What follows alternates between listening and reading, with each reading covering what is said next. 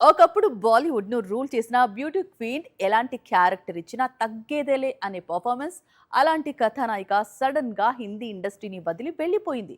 Hollywood లో busy అయింది. అలా ఎందుకు అనేది ఆమె చెప్పలేదు.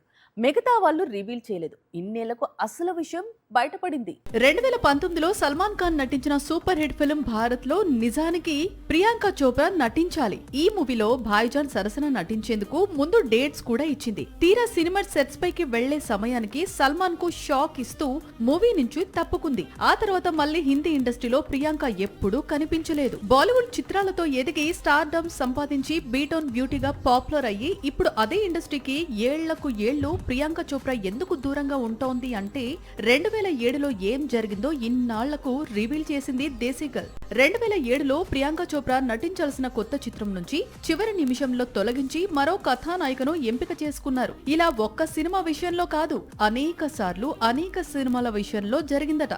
దీంతో కెరీర్ పై ఫోకస్ పెట్టి యాక్టింగ్ ను మరింత పదును పెట్టి హాలీవుడ్ కు వెళ్లిపోయింది ప్రియాంక చోప్రా. ఇప్పుడు కూడా టాలీవుడ్ సినిమా కోసం ఇండియన్ సినిమాకు రీ ఎంట్రీ ఇచ్చింది, కానీ బాలీవుడ్ మూవీస్ కు మాత్రం దూరంగా ఉంటోంది.